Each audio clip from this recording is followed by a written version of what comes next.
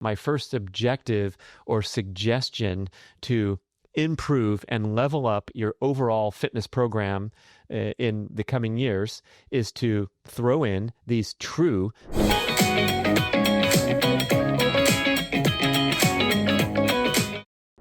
Are you overemphasizing cardio in your exercise program? The answer for almost everyone watching, almost everyone out there in the gyms and roads and trails and courts of the world is yes. We're doing too much cardio at the expense of the most beneficial fitness stimulations by far, as known to exercise physiology, not just my opinion, at the expense of the anaerobic system development, of developing true sprinting competency and true muscular strength and explosive power. What are the biggest causes, the most prominent cause or identification of accelerated aging? You've probably heard people talk about it. Sarcopenia, the age-related loss of muscle mass. Also, the term dinopenia is important to sneak in there. That's the age-related loss of muscle power, explosiveness. And these are the things that define accelerated aging. And the body naturally loses anaerobic muscle power, explosiveness more quickly than it loses aerobic system competency. So you can carry on for many years and decades with good or even exceptional aerobic fitness with a very deficient anaerobic system. And the anaerobic system is the one that's going to define and regulate your rate of aging, decline, demise, and of most concern, potential for the number one cause of decline and death in Americans over age 65, which is falling and related adverse health consequences. No, Americans aren't dying left and right from falling, but falling is the first step toward a lifestyle of less activity and then accelerated loss of muscle strength, muscle power, and overall cardiovascular health and fitness. So it's often the first step toward a less active lifestyle because you fall and break a hip, you have a really tough time coming back, you're bedridden, especially if you're in that elderly category, which I guess they call age 65 and over. Wow, pretty soon I'm going to be there myself, and I certainly don't want to fall, and I certainly don't want to experience an accelerated decline in my rate of aging by discounting the most important, most beneficial, and most time-efficient form of exercise, which is brief, explosive, near all-out efforts in the form of strength training and sprinting. Maybe you disagree with me and say, oh, I do a really tough group workout at the gym twice a week, and we're definitely doing high-intensity stuff. So high-intensity interval training, which is kind of the prevailing modality of group exercise and even home-based exercise systems, that is still predominantly aerobic rather than emphasizing anaerobic muscular and anaerobic system development, like we might erroneously think so. So I want to give you some exercise physiology insights here in this show so you can understand what is a truly anaerobic type activity versus something that's predominantly aerobic. And this would be the research in the relative contribution of the aerobic and the anaerobic system for exercise outputs of assorted durations. So when I go through this chart, which is absolutely going to shock you when you hear these numbers, what I'm talking about is measuring an all-out maximum effort of a certain duration. So if you're trying to run the fastest marathon that you can, right? You want to break 4 hours, you want to break 3 hours, you're doing a, quote, all-out marathon to the best of your ability. And the same with a 100-meter showdown race at the track. You're going to race your pop-off neighbor. Let's go, man. I'll take you out there. We're going to race one straightaway 100 meters and see who's the fastest. So an all-out effort of whatever the various times that are mentioned in exercise physiology texts. That's what we're talking about here. And obviously, a 100-meter sprint is almost entirely anaerobic, right? It's a brief burst of effort. Technically speaking, an effort of 7 seconds or less is maximum 100% anaerobic, fueled by the ATP energy stored inside the muscle cell. And if you try to go at maximum output for longer than 7 seconds, you actually are not capable of it. The human's not capable of going for longer than 7 or 8 seconds at maximum output. So even the 100-meter sprint in the Olympics, where the athletes are experiencing deceleration in the final stages of the race and forced to recruit other energy systems, namely the ATP lactate pathway that fuels efforts over 7 seconds, all-out efforts up to 30 seconds.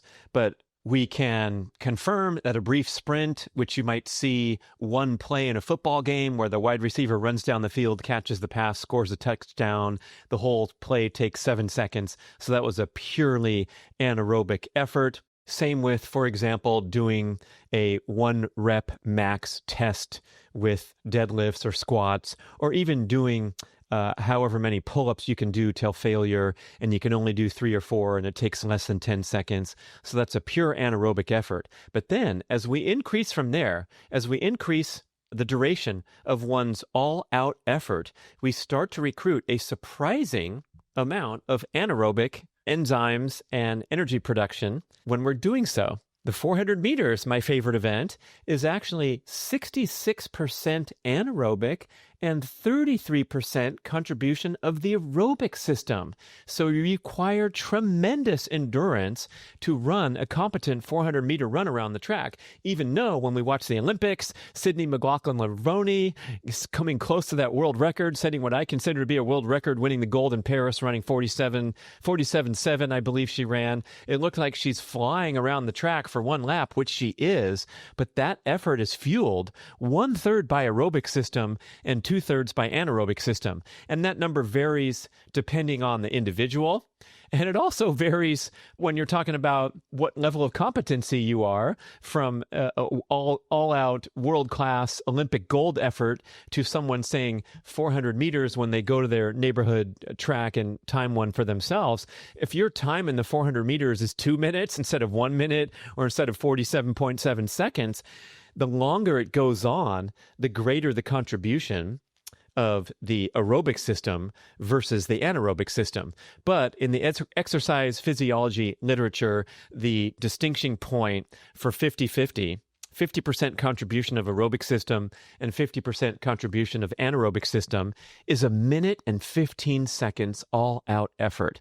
I was absolutely shocked when I learned that many years ago.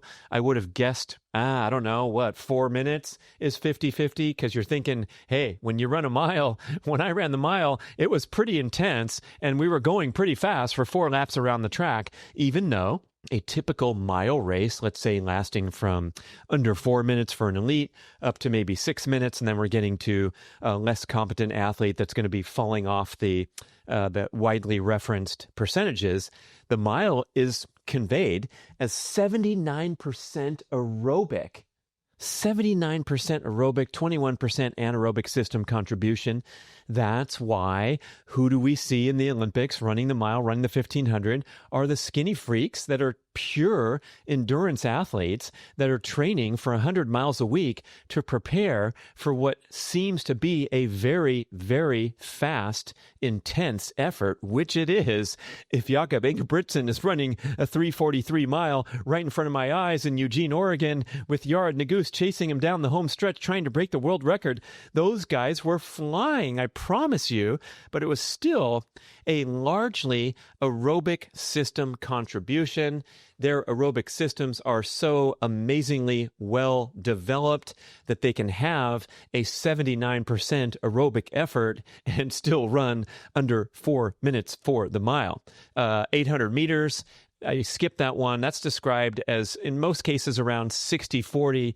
60% aerobic, and 40% anaerobic. So between the 400 meters and the 800 meters for these familiar track and field racing examples, we kind of flip-flop. Remember, I told you that the 400 is 66% anaerobic and 33% aerobic, where the 800 60% aerobic, 40% anaerobic, and look at the body types and the physiology of the leading athletes you see in those events, and you see that amazing distinction, that break from the sprinter talent pool to the endurance type talent pool. Only one athlete in my lifetime has been able to really excel at a world-class level in both, and that was the great El Caballo, Alberto Guantarena from Cuba, and he won the Olympic gold in 76 in the 400 and the 800.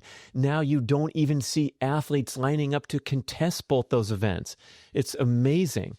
Anyway, going on with the numbers, once you get over the mile, right?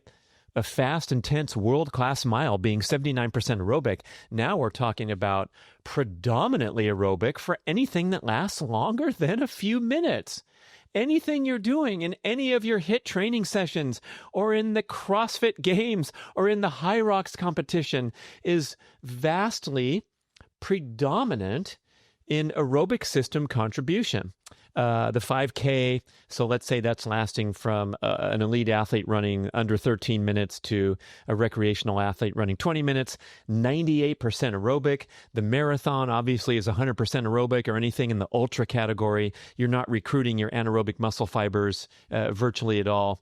So CrossFit Games, you know what those people are doing on their amazing weekends of various events. So they have to go through these miniature competitions where they're doing a sequence of challenges, and then they go to the next event and the next event. So there's several events throughout the day. So the whole experience requires a tremendously aerobically fit athlete.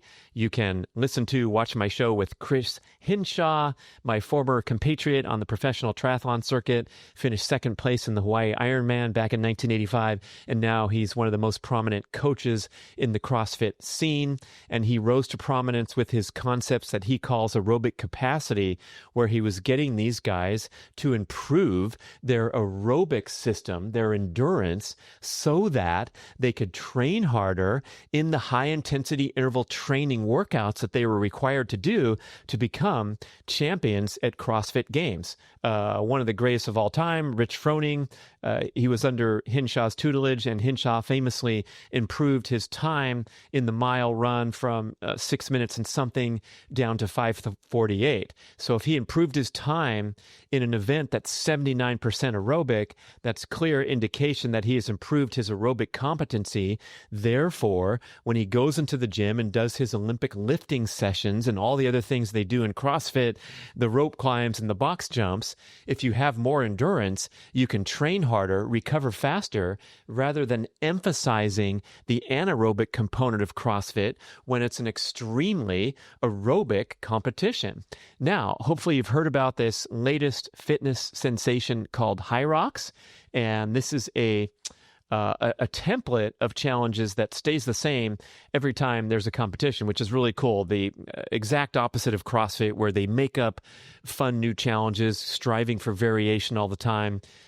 Famously turned into a disaster at one of the CrossFit Games championships when one of the leading competitors drowned in this swim challenge, which the challenges are always secret beforehand, and they did a bunch of hard activity and then finished with a swim in a frickin' lake, and the guy didn't come back. It was terrible. Hopefully they'll modify their modalities where they're secret and surprise, and you get into high-risk events that the person wasn't prepared for because they didn't know they were going to be swimming in a lake after busting out hard exercise in the gym.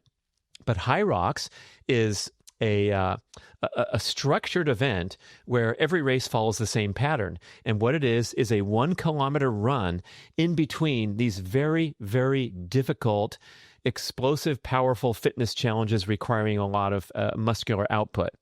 So it's called a functional workout station, and it's repeated 8 times for the entire HIIT competition. So the competition consists of 8 times 1 kilometer run. That's 0.62 of a mile. So as you learn from my charts, that's a very aerobic effort, the 1K race, the 1K run, and it's interspersed with some fatiguing, exhausting gym exercises.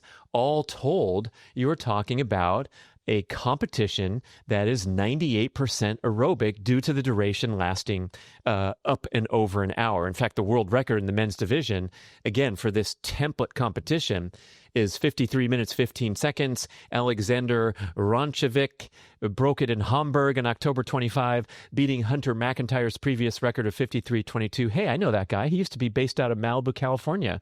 I heard about this guy and all his extreme fitness efforts many years ago. So he was a HIIT record holder. And these guys, if you want to put up some votes for the greatest, most amazing all-around athletes in the world, you got to put the HIIT champions up there. You got to put the CrossFit Games champions up there. They have so much tremendous endurance, but also the competency to put out amazing power and explosiveness in these challenges, which I need to tell you what the HIIT is all about. So you have the 1K run, and then you do the ski ergometer machine to accumulate 1,000 meters on the readout, right? That much rowing as if you were rowing 1,000 meters on the water.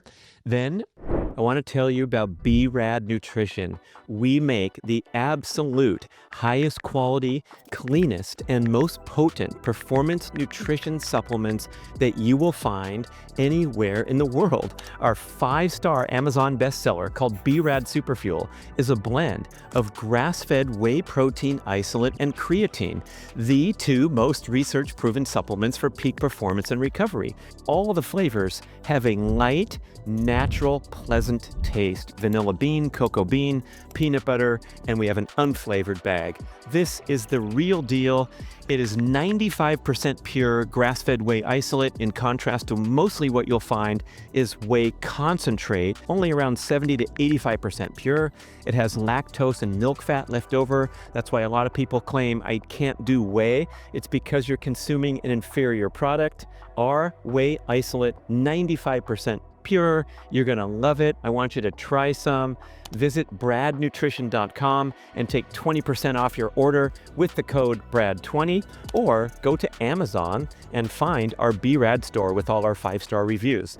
After another 1K run, you do a sled push of 50 meters. I believe the weight is up there 300 and something pounds. Then you do a sled pull back on this course, right? So it's a nice structured course where you can have spectators and look up this stuff on YouTube. It's pretty exciting.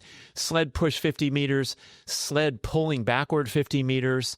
Again, 1K interspersed, a burpee broad jump course for 80 meters. You know what a burpee is, right? Where you go down on the ground and push up, jump up in the air, extend out, and you keep doing that, moving forward through the broad jump in between the burpees to complete 80 meters. So exhausting effort. Then you get your butt up, you run 1K, you come back, and you, ski erg was on the cross-country ski machine. Then you do the rowing ergometer as if you were rowing across the water, as if you were skiing across the snow. Sorry about that. So you have the ski erg for 1,000 meters, the row erg for 1,000 meters. You have a farmer's carry. I believe you're carrying your own body weight for 200 meters.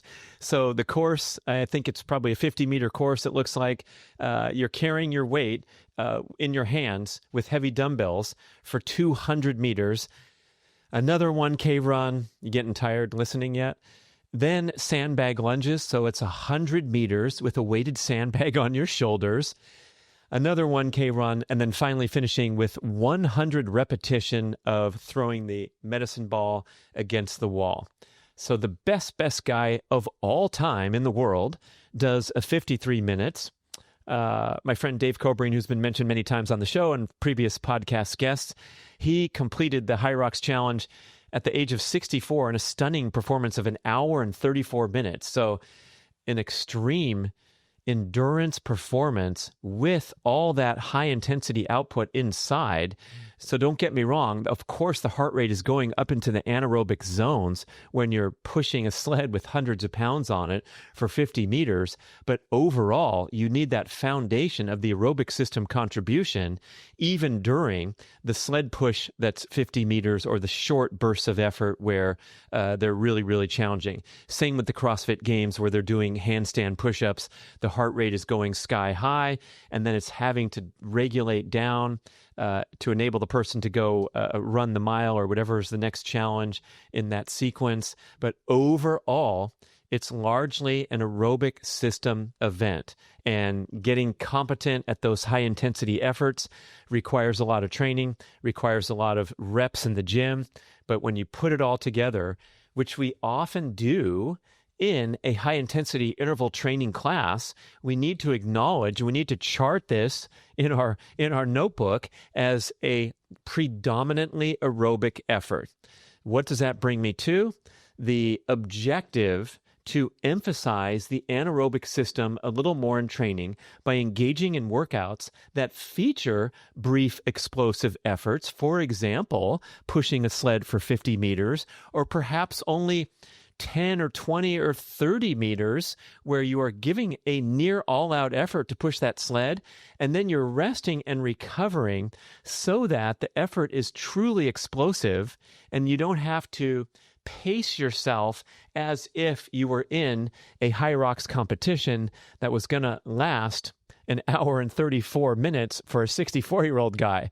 That dude better be pacing himself, and Dave did very well in order to cross the finish line. His first report from the race was that he wants to improve his time, which is like, oh my gosh, just finishing the thing. Forget about the time.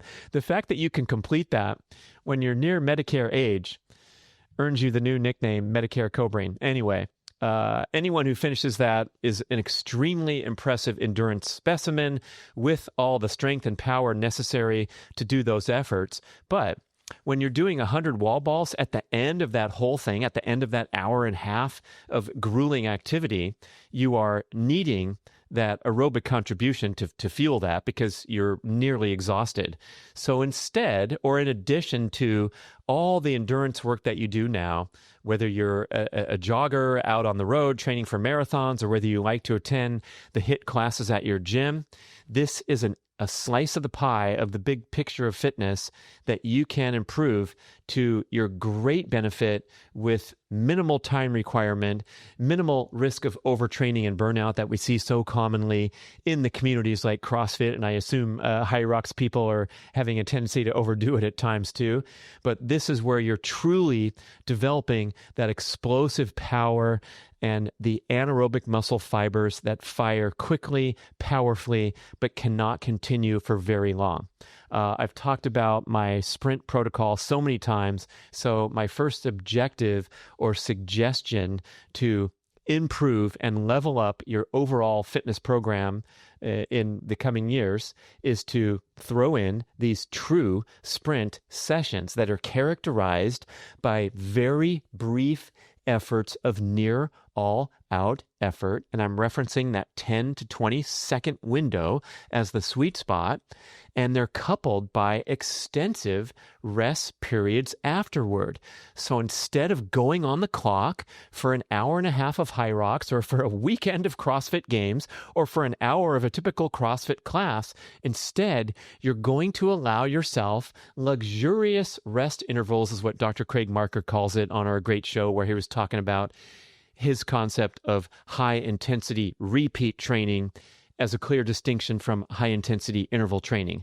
So you want to be brief, explosive, powerful, and then take an extensive amount of recovery so that the next rep you do will also be very powerful, very explosive, and recruiting the anaerobic muscle fibers and anaerobic energy systems like the ATP, creatine phosphate pathway. That's the energy stored in the muscle cell. We know that ATP takes a while to regenerate. So if you want to do an all-out 7-second effort, you're going to need several minutes of recovery to go and do an equally impressive 7-second brief, explosive, powerful effort. And this is excellent training, and it's fun, and it's not torture like many of the high-intensity interval training workouts are, and it can be a way to dramatically improve your fitness, improve your body composition, because the genetic signaling for fat reduction is most profound when you're doing a brief, explosive, all-out sprint,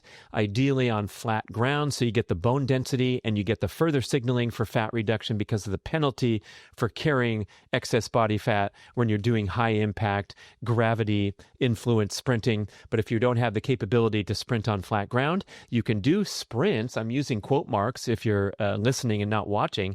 You can sprint in just about any modality, which is giving yourself 10 to 20 seconds of near all-out effort and then taking a long break. So you can sprint with a set of kettlebell swings lasting 10 to 20 seconds. How many reps can you do in 10 to 20 seconds? Maybe 10 or 15.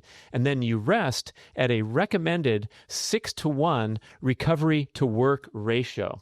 So if you do a sprint, even as short as 10 seconds, maybe you're doing sprints on the bike because you can't yet sprint on flat ground. You do a 10-second, very powerful, near all-out sprint on the stationary bike, and then you pedal very, very easily and just catch your breath and move the legs so they're not standing still, but you're doing nothing. You're not putting out any watts for a whole minute before you sprint again for 10 seconds. And that is a minimum rest. And true sprinters, like my former podcast guest, Lion Martinez, the world record holder in the Masters age 45 plus 100 meter sprint, where he ran a time of 10.79 seconds. That's virtually a world-class time for a guy who's 45 years old, one of the competitors vying for the Swedish national finals. So he's one of the fastest sprinters in Sweden, despite being in the Masters age groups of 45 and over, an amazing athletic talent. He was the one who emphasized to me that 6-to-1 is, it's okay recommendation for a recreational sprinter, but he recommends resting for a minute for every 10 meters that you sprint. So if you do so much as a 60-meter sprint, which is one of my favorite workouts, is a set of 60-meter sprints, because you're really learning what it's like to run at near maximum speed. Super fun, not painful because you're only going 60 meters. That would require a 6-minute rest period in between 60-meter bursts of true anaerobic, explosive energy, ATP, creatine phosphate from the muscle cell.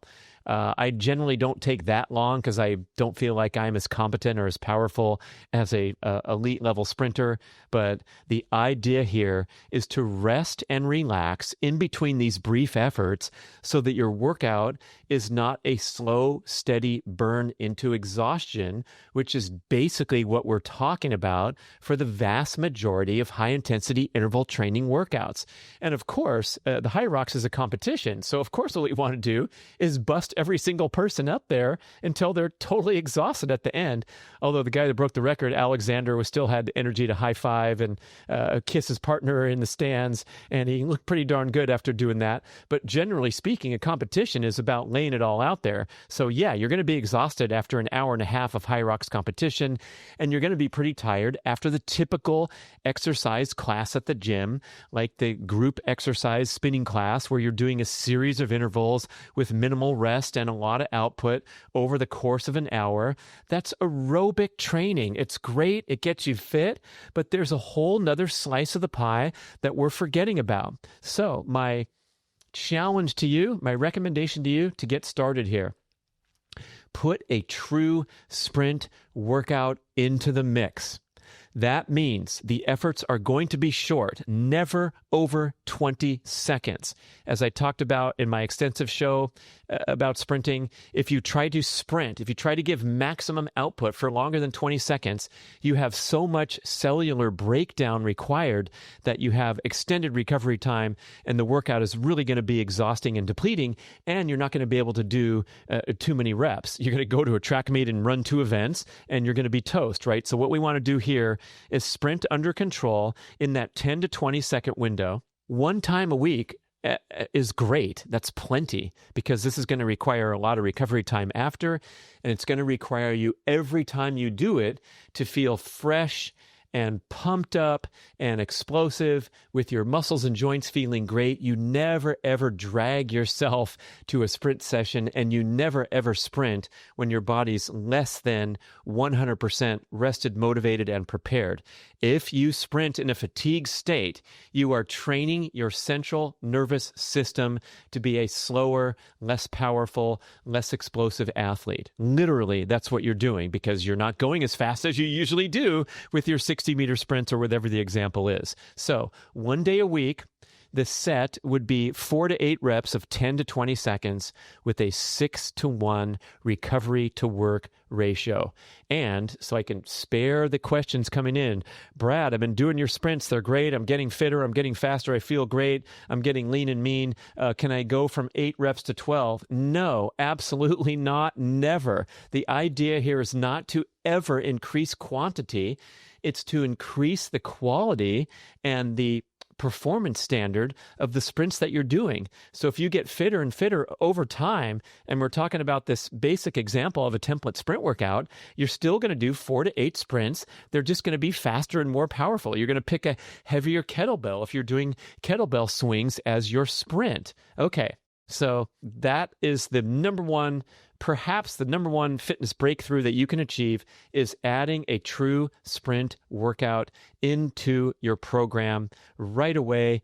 Do it with something that's safe, right? So we can do sprinting up the staircase in the building or at the stadium.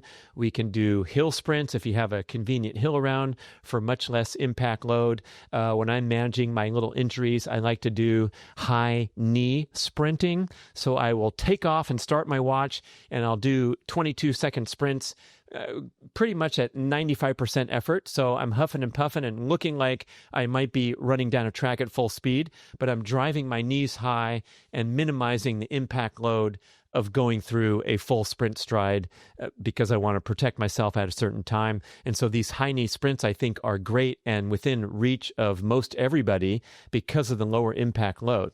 So high knee sprints, hill sprints. Another one of my favorites is pushing that sled in the gym, because you can load it up with a sufficient amount of weight. I only use around 160 pounds plus the weight of the sled. Maybe that's 200 pounds. I believe the High Rocks competition, Dave told me, was 300 or 300 plus pounds. So I picked that weight so that I can kind of drive the sled pretty well across the AstroTurf. And I'm going very slowly, but in a span of 30 seconds, let's say I'm going maybe 30 meters, right? I'm just going 1 meter per second, but it feels like a sprint. And when I stop from one sled push, I'm on my hands and knees breathing as if I just sprinted for 30 seconds with incredibly low impact load. I'm just walking, pushing the sled, right? And so that's a great way to, quote, sprint with no impact load that translates over really nicely when you want to actually move up the staircase or up the hill or on flat ground sprinting. So sprinting is king. It has so many of those health and fitness benefits that my recent podcast guest, Cynthia Monteleone, talks about so beautifully with her top 10 benefits of sprinting. I'm remembering some of them, especially the hormone optimization, because this is the way that our fight or flight system is designed to work. When you're doing a sprint workout, you want to get pumped up and stimulate those stress hormones to allow you to give maximum energy output. But then the workout ends, the set ends so quickly that you don't get into the chronic overproduction of stress hormones that happens when you follow a HIIT exercise pattern or an endurance training pattern where your heart rate is elevated beyond what's comfortable and restorative and rejuvenating. So hormone optimization as opposed to hormone tanking that happens in the endurance scene. We talk about this in so much more detail in our book, Born to Walk. So please grab that book if you haven't already and learn about the right way to do endurance exercise and the right way to add and integrate these super important workouts into your program of strength training and sprinting. We got the hormone optimization. Cynthia talks about the research showing that sprinting stimulates the important growth factors in the brain-derived neurotropic factor in a manner superior to sustained endurance training or especially overly stressful endurance training. And also, when you get competent at brief, explosive, near maximum output, you become more competent at all lower levels of exercise intensity.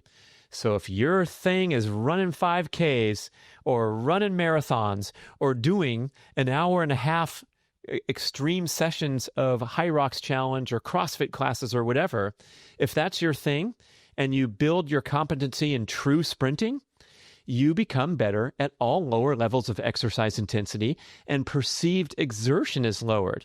So if you go in and do some actual sled pushes where you're going near all out for 20 seconds, resting, again, 2 minutes at my 6-to-1 example, and then you're compelled to push the sled in the High Rocks Challenge at a much, much slower pace because it's inside an hour, hour and a half competition, it's going to feel easier because you know what it's like to give maximum output when you're doing a proper sprint workout.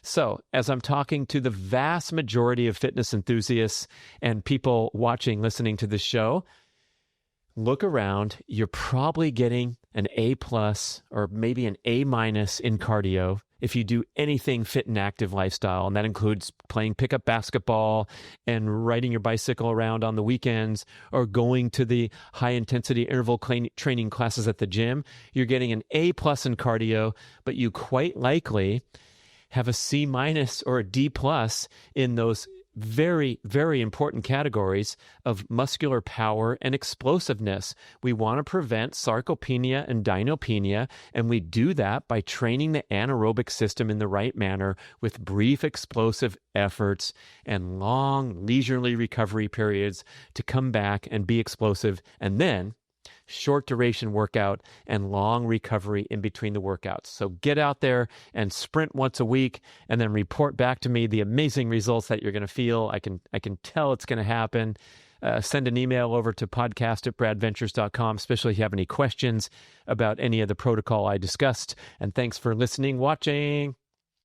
I hope you enjoyed this video and will hit like and subscribe below. You can visit bradkearns.com for show notes, timestamps, and helpful links. Comment on the video. We read them all. You can also email us, podcast@bradventures.com. I love to connect. And the best way to support this channel is to check out the finest quality performance nutrition supplements in the world at bradnutrition.com or at the BRAD store on Amazon.